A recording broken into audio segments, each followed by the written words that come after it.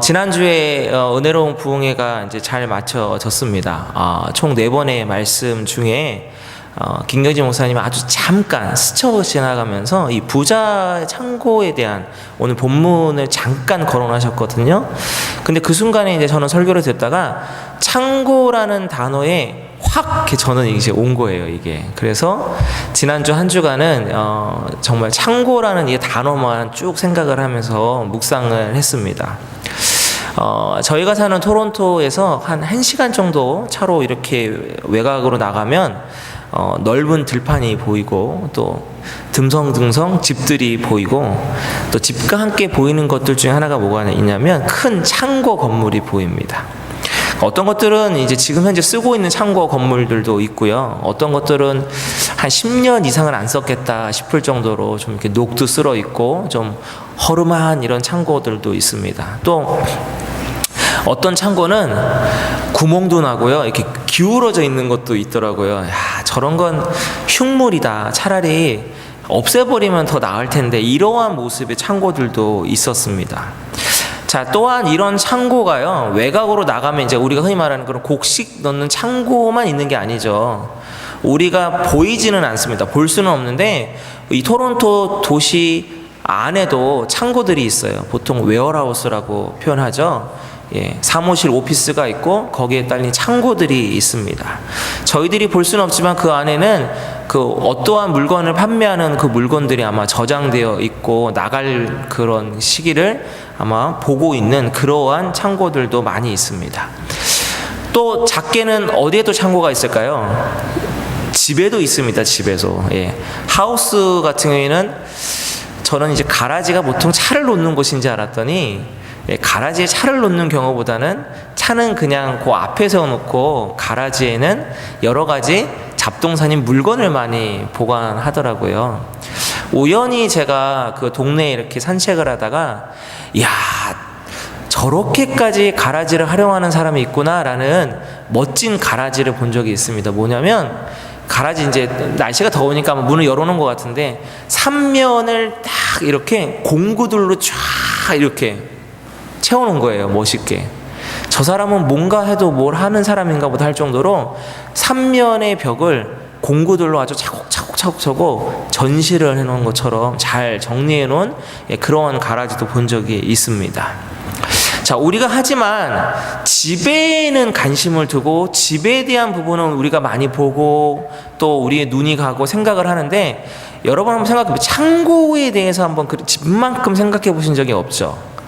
그렇게 중요하게 여기고 그만큼의 눈길이 가거나 생각이 가신 적은 아마 없을 겁니다. 그런데 집만큼 창고가 있어요. 우리 주변에. 아니 어쩌면 더 많다고 볼 수도 있겠습니다. 그만큼 창고들이 우리 주변에 많습니다. 오늘 본문에 보면 어리석은 부자가 등장을 합니다.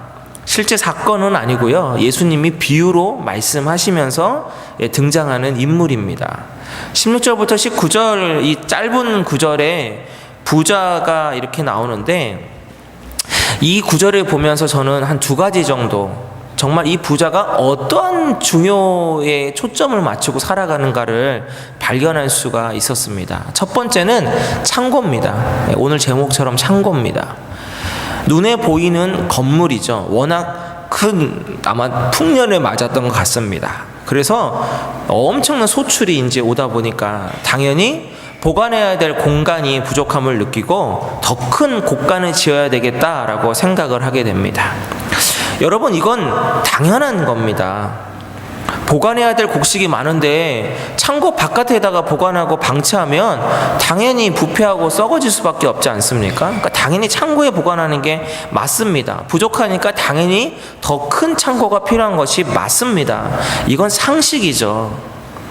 비록 예수님의 말씀의 이 정체적인 맥락이 어리석은 부자라는 이 안 좋은 이미지 때문에 우리가 이 본문을 볼 때 야, 이 부자는 어리석고 나쁜 부자라고 우리가 이미지를 갖고 있지만 저는 그 이미지를 살짝 빼고 정말 요 지금 상황만 보자고 한다면 이건 절대로 나쁜 게 아닙니다. 담임 목사로서 살아가는 성도님들의 곳간이 여러분들 채워질 것들이 많아지기를 축복합니다. 그리고 모자르시면 더 크게 지으십시오. 아멘이시죠? 네. 네. 정말 그렇습니다. 이게 목사의 마음뿐만 아니라 부모가 자녀 볼 때 마음처럼 우리 하나님이 영적 자녀인 우리 볼 때 분명히 그럴 겁니다. 이 부분에 대해서는 여러분 오해는 없으셨으면 좋겠습니다. 하지만 오해는 하지 마시고요. 다만 제대로 된 말씀 속의 의미는 파악하셨으면 좋겠습니다. 여기에 나오는 곡간, 지금으로 말하면 곡물 창고 정도 생각해 보면 될 것 같습니다. 우리가 보통 창고 하면 이렇게 잡동사니 잡다한 것, 잘 안 쓰는 것, 이렇게 집에 놓기 뭐한 것을 두는 곳으로 우리가 보통 생각을 하기 쉽지만, 그러나 여기서 말하는 창고는 그런 잡동사니 넣는 창고가 아니고요. 저장소의 의미입니다.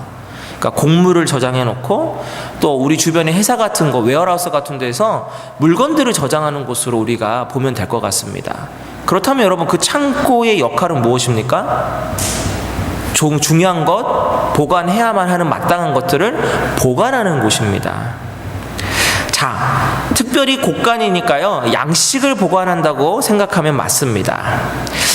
요즘에는 기술이 워낙 발달을 많이 해가지고요, 이러한 부분들도 오랜 기간 보관할 수 있는 그러한 기술들이 있습니다. 예를 들어서 그 캔이라 그러죠. 요런 캔에 넣으면 몇 년, 길게는 10년 이상도 보관이 가능하고요.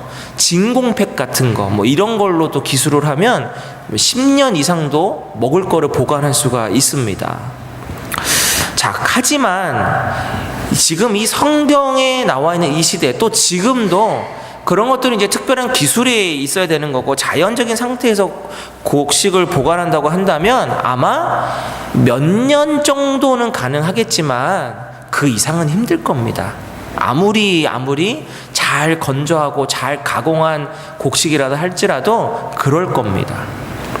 자, 제가 창고에 대해서 묵상하면서 첫 번째로 여러분과 나누고 싶은 것은 무엇이냐? 창고는 보관만 하면 안 된다라는 것입니다.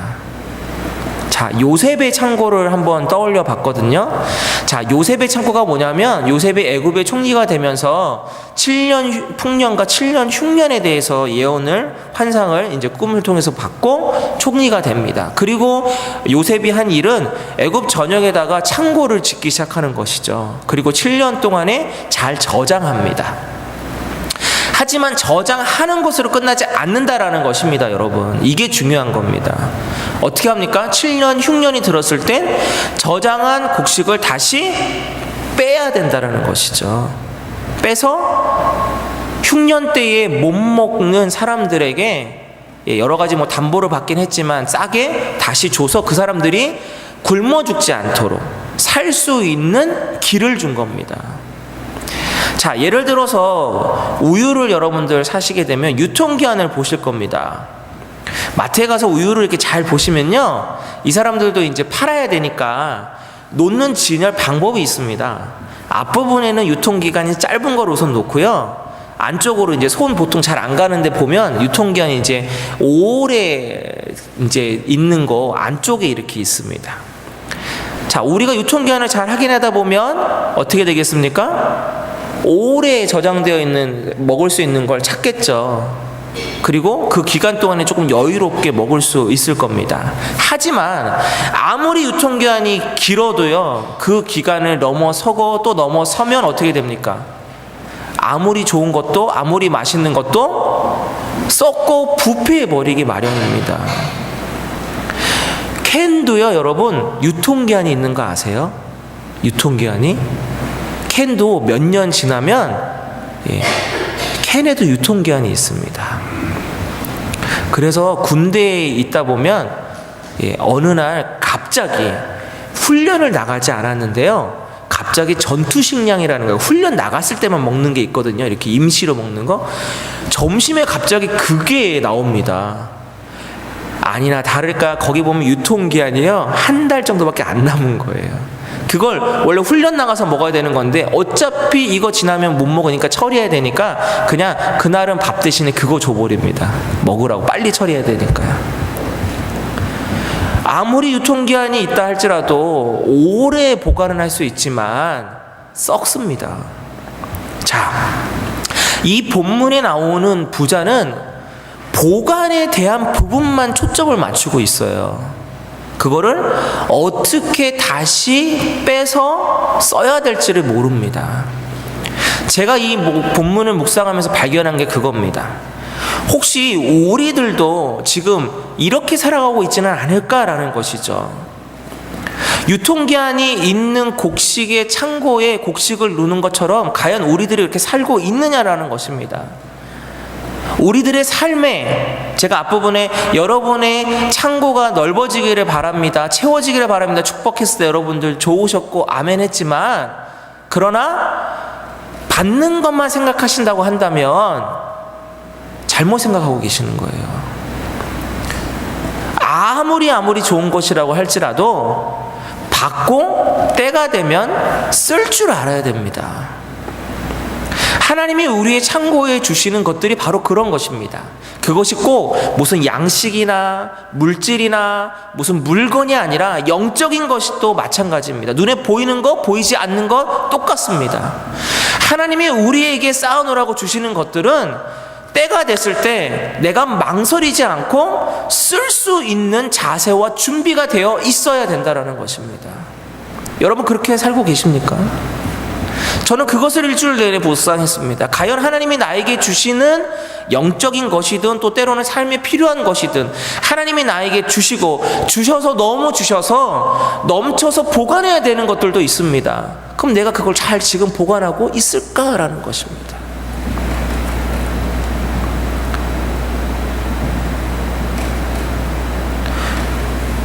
여러분들이 집에 냉장고를 한번 열어보시면 금방 알 수 있어요. 냉장고에 보면 정말 오랫동안 손대지 않는 것들이 있습니다. 특별히 냉동실 한번 보세요, 여러분. 아마 우리 주부들은 공감하실 겁니다. 언제 이런 게 여기 있었지? 라고 하는 것들이 꼭 한두 개씩은 여러분의 냉동고 저 깊숙한 거 어딘가에 있습니다. 먹다 남아서 랩핑해 놓은 것도 있을 수 있고요. 때로는 사다 놓고 있는데 뭐 안쪽에 있든지 위에 있든지 해가지고 자꾸 가려져 가지고 이게 있는지도 모르고 같은 제품을 또 사다 놓는 경우들도 있을 겁니다. 우리들의 삶의 자세가 그렇다는 것이에요. 우리들의 영적인 자세도 마찬가지입니다. 언제든지 나의 영의 상태에 또 내 삶에 하나님이 주신 이 복된 삶들이 어떠한 것들이 있고 어떠한 것들이 지금 현재 필요하고 어떤 것들은 빨리 써야 되고 나가야 되고 흘러 내보내야 되는 것들을 우리들은 결코 잊고 살아서는 안 된다라는 것입니다. 오늘 본문에 나오는 어리석은 부자는 이 부분을 놓치고 살아갑니다. 받는 것만, 채우는 것만, 들어오는 것만을 생각합니다. 만약에 요셉의 창고에서 흉년 7년이 왔을 때 마음이 바뀌어가지고 애굽의 만약에 왕이라든가 아니면 총리 담당이었던 요셉의 마음이 바뀌어서 이거 주지 말자, 이거 우리끼리 내거 우리 나라 거니까 절대로 주지 말자라고 아마 했다면 수많은 사람들이 생명을 잃어갔을 것이고 또 그 창고에 있었던 것들은 썩어 없어졌을 것입니다. 창고라는 것은 잠시 보관하는 장소입니다. 영원히 두는 것이 절대로 아님을 여러분 기억하셨으면 좋겠습니다. 마치 물과 같습니다. 요즘 토론토에 비가 많이 평소보다 오는 편입니다. 그런데 한국은 여러분 뉴스 보시면 아시겠지만 심각하더라고요. 수십 미터나 되는 강 줄기가 마르다 이제 마르다 못해서 수십 미터 수심이 됐던 곳이 바닥을 보이는 거예요. 어떤 뉴스 메인은 이 비교를 했던, 그러니까 서울의 어떤 한 풍경과 이 지방의 어떤 그 농부의 풍경을 이렇게 비교하는 뉴스가 하나 있었습니다. 무엇이냐면 서울에서는 이 물 나오는 분수에서 아이들이 그 물을 맞으면서 이렇게 놀고 있는 장면하고, 하나는 가뭄 때문에 물이 없어서 괴로워하고 고민하고 있는 농사 짓는 그 농부의 모습하고 이렇게 비교하는 사진이 있었습니다. 어디 한 곳에서는 물이 넘쳐가지고 그렇게 쓰고 있고요. 우리 한국 그렇게 큰 거 아닙니다. 아시다시피 그 작은 나라라 할지는 그 나라에서 어느 한 군데는 물이 없어가지고 당장 먹고 살아야 되는 생존이 걸려있는 그 농사를 짓지 못하는 그러한 경우들이 지금 있는 겁니다. 만약에 그 물이 골고루 내리고 골고루 흐르고 흘러서 갈 수만 있다면 아마 서울에 있는 그 물을 사용하고 있는 아이들의 모습과 지방에 있는 그 농부의 모습이 같을 것이라는 것이죠. 우리의 창고는 그래서 어떠한 역할을 감당하고 있는지 오늘 이 말씀 통해서 여러분들이 한번 스스로에게 질문하는 시간이 되었으면 좋겠습니다. 우리의 인생은 무한한 것이 아니고 유한합니다. 끝이 있습니다. 그렇다면 우리에게 있는 창고는 어떨까요? 똑같이 유한한 것이죠. 하나님이 우리에게 주신 창고를 운영해 나가시면서 내 안에 우리에게 주신 그 창고 안에 있는 것들을 통해서 생명을 살리는 역할을 그러한 도구로 여러분들 잘 사용하고 계시는지 질문해 보는 것입니다. 만약에 그 역할을 제대로 하고 있지 못하다면 조금 전 극단적으로 말씀드리자면 생명 살리는 창고의 역할을 하지 못하면 생명 죽이는 역할을 하고 있는 겁니다. 자, 오늘 이 본문의 이 부자는 죽이는 역할을 하는데요. 먼저 누구부터 죽는지 아십니까, 여러분? 남 죽이는 게 아니고요. 자기 자신부터 죽습니다. 자, 오늘 본문을 보시면 이 어리석은 부자가 자기 자신의 생명부터, 영적인 생명부터 죽어가는 것을 발견할 수가 있습니다. 자, 오늘 본문 보시면 이따가 제가 또 한번 읽겠지만 여기 보시면 내가라는 단어가 계속 반복됩니다. 몇 절 되지도 않는데 내가, 그러니까 내 창고, 내 소출이 많아져서 내 곳간에 늘리고 내가 내 영혼에게 뭐 이런 식으로 다 자기 중심의 표현들로 완전히 시작해서 완전히 끝을 봅니다. 곡식이나 창고뿐만 아니라 심지어 자기 영혼까지도 자기가 어떻게 할 수 있는 것처럼 만듭니다. 그러니 여기서 나와 있는 이 창고에 있는 곡식들은 무엇입니까? 살리는 것이 아니라 이 부자를 죽이는 지금 역할을 하고 있다라는 것입니다. 잠시 구약의 야곱을 좀 살펴보려고 합니다. 조금 생뚱맞을 수 있는데 이유가 있습니다. 자, 창세기 33장 17절 말씀 여러분 PPT 보시면서 저와 함께 읽어보겠습니다. 창세기 33장 17절입니다.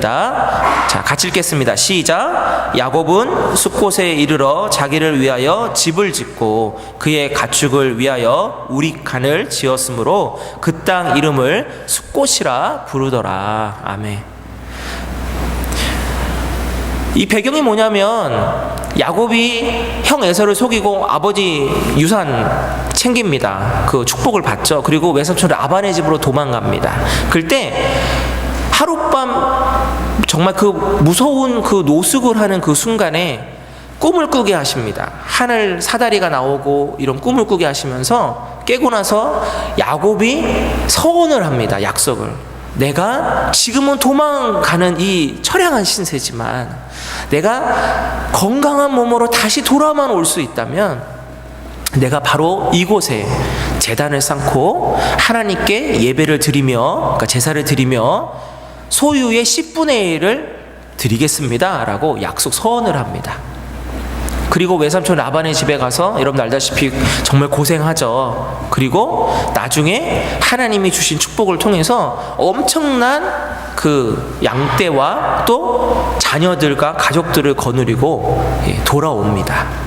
돌아오는 길에 이제 우리가 흔히 아는 약복강 씨름이라고 하죠. 분이엘이라는 그 장소에서 천사와 씨름을 하고 나를 축복해 주시지 않으면 놓지 않겠다고 해서 밤새 씨름하고 결국은 이겨서 이스라엘이라는 이름을 얻고 형 에서를 만납니다.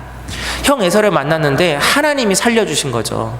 분명히 에서가 해코지를 하고 죽일 거라 생각했는데 그렇지 않고 오히려 너무너무 환영해주고 과거에 있었던 그 모든 것들을 용서받습니다. 자, 베델에서 하나님과의 약속을 하나님은 어떻게 해주셨습니까?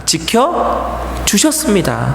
무사히 돌아오게 하셨고 오히려 정말 좋은 우리가 흔히 말하는 그 당시에 받을 수 있는 축복은 다 받은 겁니다. 가족과 자녀의 그러한 축복과 양떼, 물질에 대한 축복을 다 받은 겁니다. 자, 그렇다면 자, 잊지 말아야 될 것이 있죠. 어디로 가야 됩니까? 제가 지금 계속 말씀드린 베델로 가야죠. 베델. 약속했잖아요. 베델로 와서 내가 베델에서 제사를 드리고 거기서 10의 1을 제물의 10의 1을 내가 드리겠다고 제사로 하나님께 드리겠다고 약속한 장소가 베델입니다. 근데 제가 왜 좀 전에 17절을 읽었냐면 야곱은요 베델로 가지 않습니다. 어디로 가냐면요 세겜 근처로 갑니다. 세겜. 자, 세겜의 사건이 바로 나오거든요. 바로 세겜의 추장에게 딸 디나가 부끄러운 일을 당하게 되고 그것 때문에 형들이 열받아가지고 속이고 싹 다 남자 죽여버리는 그러한 정말 엄청난 아픔과 슬픔의 저주의 역사가 일어납니다. 사건이. 그때 하나님이 야곱에게 다시 나타나세요. 그리고 말씀합니다. 베델로 가라. 무엇을 의미할까요, 여러분? 제가 왜 갑자기 어리석은 부자 얘기하다가 갑자기 야곱으로 갔는지 혹시 이제 조금 감이 오십니까? 야곱조차도 마음이 바뀌어버렸습니다. 자, 그것을 어디서 또 알 수 있냐면요. 숫곳에다가 집을 짓고 여기 보면 우리간이라고 되어 있는데 일종의 그 가축 넣는 우리입니다. 우리. 창고가 꼭 곡식만 넣는다가 창고가 아니잖아요. 자신이 갖고 있는 여기 이때 야곱은 이제 동물들이니까 양이니까 양 넣는 집을 지은 겁니다. 그리고 그곳 이름을 숫곳이라고 합니다. 거기다가 무엇까지 하냐면 거기서 제사를 드려요. 거기다 제단을 쌓습니다. 자, 여러분 느끼는 거 없으십니까? 저는 이 성경 말씀을 이렇게 비교하면서 너무너무 하나님 앞에 두렵고 떨리는 마음이 들었습니다. 무엇이 있냐면 이 야곱이 자기 마음대로 하나님의 말씀을 해석해버려요. 그리고 행동합니다. 분명히 베델이라는 장소에서 10의 1의 예물을 드리면서 제사를 지내야지 그게 약속의 말씀의 결과인데 약속 서원에 그게 지키는 건데 지금 10의 1을 드렸다라는 성경 말씀도 없을 뿐더러 베델이 아니라 숫곳이라는 세겜 근처에서 자기 임의대로 거기다가 제단 쌓고 제물 바칩니다. 전 이게 더 무섭습니다. 단순히 아까워서 차라리 단순히 약속 지키기 싫어서 제물 차라리 드리지 말고 제사 차라리 드리지 말면 차라리 괜찮겠어요. 그런데 얼마나 우리들이 간사하냐면 야곱 같단 말입니다. 온전한 10의 1 약속대로 안 드리고 장소도 자기 마음대로 정하고 근데 제사는 드렸어요. 그리고 어떻게 한 겁니까? 마음속에 아마 이러면 하나님이 봐주시겠지 아마 그랬을 것 같아요. 하나님과의 약속을 직원으로 말하면 하나님의 말씀대로 살아야 될 우리 성도들이 하나님의 말씀을 정확하게 지키지 않고 살짝 자꾸 우리 마음대로 변경한단 말입니다.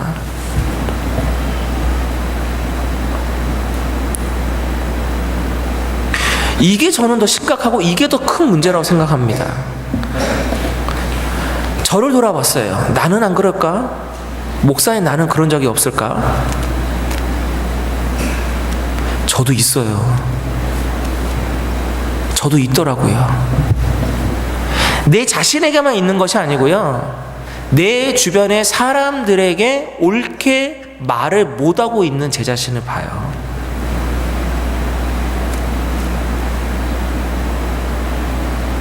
이게 큰 문제 아닐까요? 하나님의 말씀에서 벗어났어요. 하나님의 말씀을 자기 마음대로 바꿨어요. 그러면 목사인 저는 그 부분에 대해서 알려줘야만 합니다. 얘기해야 돼요. 그런데 내 가족이기 때문에 넘어갑니다. 내 부모니까 넘어가요. 조금 죄송하지만 성도라서도 넘어가요.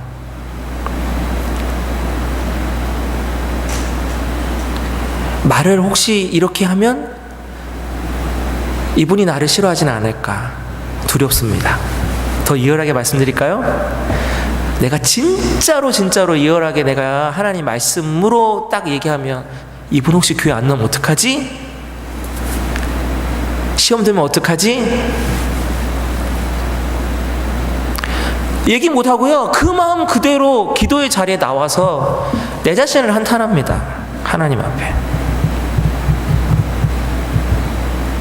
하나님, 어쩌다가 내가 이렇게 됐고 어쩌다가 이 시대가 이렇게 됐습니까?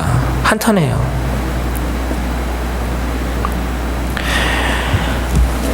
한편으로는 저도 이해를 또 하고 여러분도 또 이해합니다. 오죽하면 야곱도 이랬을까라는 그걸 성경에서 발견해요. 야복강에서 그 분일이라는 장소에서 그냥 온 게 아니라 1000사람 밤새 씨름하고 환도뼈 부러뜨리거든요. 그걸 당하고 왔는데도 불구하고 베델로 안 가는 이 야곱을 보면서, 이렇게까지 했는데도 안 가는 그 야곱을 보면서 한편으로는 또 이해도 합니다. 하지만 안타까운 건 뭔지 아세요? 하나님도 야곱에게 바로 나타나시지 않았다라는 것입니다. 세겜에서 어려운 일 당하게 만드시고 그 다음에 나타나세요. 그러니까 나타나자마자 야곱이 바로 깨닫습니다. 성경에 보면 바로 자녀들에게 준비해서 베델로 제사 드리러 가자 이렇게 얘기해요. 그러면 뭘 생각했을까요? 자신이 지금 하나님이 주셨던 이 양떼에 10분의 1을 끌고 가는 그 어마어마한 작업을 하는 거예요. 그 약속을 다시 지키기 위해서. 얼마나 많은 깨닫기 위해서 하나님이 그냥 지켜보신 거죠. 숫곳에서 알아서 제사 드리는 그것도 그냥 두고 보셨고요. 세겜에서 그 집안에 정말 그 엄청난 일을 겪는 그것도 그냥 하나님은 그냥 두고 보셨어요. 아마 야곱이니까 그나마 바로 나타나서 깨닫게 해주시지, 아니었으면 아마 더 두고 보셨을 수도 있을 것 같아요.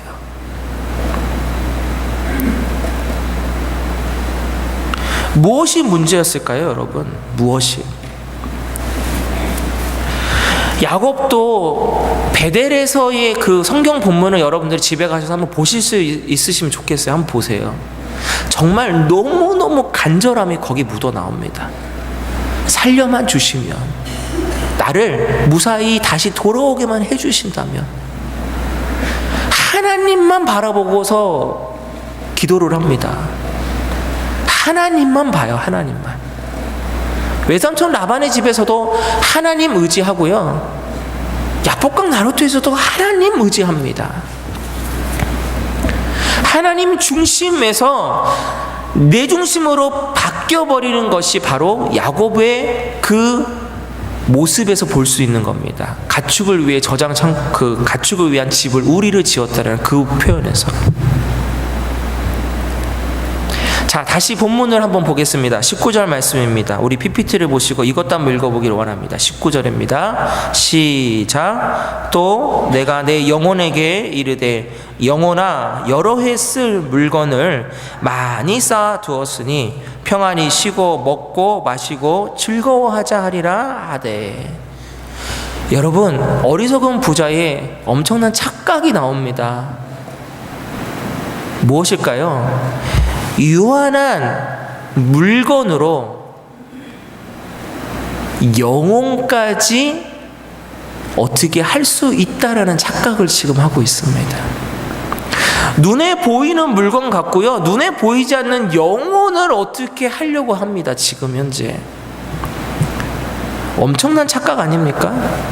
오늘 본문의 부자가 한 5가지 착각이 있어요. 첫 번째, 자신의 재산이 오직 자기의 노력만으로 됐다라는 착각. 두 번째, 자기 수중에 있는 것이 다 자기 것이라는 착각. 세 번째, 이 풍성한 소출만 있으면 영원한 평안의 삶을 살 것이라는 착각. 네 번째, 잠깐 동안 사는 세상인데 마치 영원히 살 것 같다는 착각. 마지막 5번째, 썩어질 60만을 위하여 살았지 하나님 모르고 살았다는 착각입니다. 그렇다면 우리는 그런 착각 속에 안 살고 있느냐라는 것이죠. 1654년 11월 23일, 별로 중요한 날은 아닙니다. 그런데 세계 철학사의 한 획을 그었던 천재 철학자가 하나님을 믿고 구원받은 날이에요. 바로 누구냐면 파스칼이라는 유명한 철학자입니다. 원래 이 사람이 원래 주님을 믿고 기독교인이 아니었습니다. 죽기 6년 전 1654년에 하나님을 만난 겁니다. 그로부터 6년 후에 죽었습니다. 죽은 다음에 그의 옷자락에 이렇게 봉합되어 있는 문서를 하나 발견했는데요, 거기에 이런 글이 쓰여져 있었다고 합니다. 하나님은 아브라함의 하나님, 야곱의 하나님, 이삭의 하나님이지 철학 대상의 하나님이 아니다. 철학자가 할 수 있는 최고의 신앙 고백이에요. 하나님은 철학을 대상으로 하는, 논할 수 있는 하나님이 아니라 그냥 믿을 수밖에 없는 아브라함의 하나님, 이삭의 하나님, 야곱의 하나님이라는 그 신앙 고백입니다. 자기 중심으로 살았을 때에는 착각 속에 살았던 이 철학자가 하나님을 만나고 난 뒤에 한 자기 중심의 고백이 아닌 하나님 중심의 고백입니다. 여러분, 우리들 처음부터 착각하고 살까요? 아니요, 아닐 겁니다. 처음부터 자기 중심으로 시작하는 것은 아니라고 생각합니다. 처음에는 우리 다, 저도 그렇고 여러분도 그렇고 하나님 중심으로 시작하지 않습니까? 오늘 찬양처럼 하나님 중심으로 영광 돌리지 않습니까? 하지만 우리들의 삶, 또 우리들의 신앙, 우리들의 모습은 하나님 중심으로 살다가 어느 순간 방심해버리면 내 중심으로 바뀌어버립니다. 창고라는 곳이 그렇습니다, 여러분. 창고가 텅텅 비어있을 때는 누구만 바라볼까요? 우리들이 하나님만 바라보겠죠. 하나님 중심으로 살아갈 겁니다. 그러나 우리의 창고에 하나님이 주시는 그 귀한 복을 통해서 쌓아지면 때 하나님 중심이 어느 순간 내 중심으로 바뀌어 갈 수 있다라는 것입니다. 그리고 정말 큰 착각하겠죠. 이거 다 내가 잘해서, 이거 다 내 영광이지. 우리는 잊지 말아야 됩니다. 창고의 크기, 창고에 들어가는 물건의 양이 중요한 것이 아니라 창고에 들어가는 모든 것들, 그러니까 쉽게 말하면 우리의 인생의 모든 것들이 하나님으로부터 나왔음을 여러분 기억하셔야 됩니다. 그래서 성경에 정말 그렇게 고백하고 있어요. 자녀조차도 어떻게 한다고요? 하나님 것이거든요. 우리는 자녀조차도 잠시 하나님의 자녀를 맡아서 이 땅에서 잘 키우는 역할을 하는 게 부모라고, 그렇게 성경은 말하고 있어요. 하다못해 살아있는 자녀도 잠시 우리에게 맡겨진 것인데, 우리 인생의 그러한 것들은 다 하나님이 우리에게 잠시 맡겨주신 것, 또 풍성하게 주신 것이라면 그것은 또한 풍성하게 나눠주고 흘려보냄을 통해서 생명을 살릴 수 있어야 된다는 것을 우리들이 기억해야 될 줄로 믿습니다. 그래서 여러분, 창고에는 썩어질 것들이 많아지는 것이 결코 축복이 아닙니다. 썩지 아니하는 것들이 많아지는 것이 축복이고, 썩어질 것들은 잘 순환되는 것이 축복임을 여러분들 기억하시기를 바랍니다. 사랑하는 성도 여러분, 여러분의 창고를 축복합니다. 아멘이십니까? 또 우리 사랑하는 시온성 교회의 창고도 저는 축복합니다. 마지막으로 여러분들의 창고를 통해서, 또 우리 시온성 교회의 창고를 통해서 생명이 살아나고 풍성해지는 은혜가 넘치기를 간절하게 주님의 이름으로 축원합니다. 기도하겠습니다.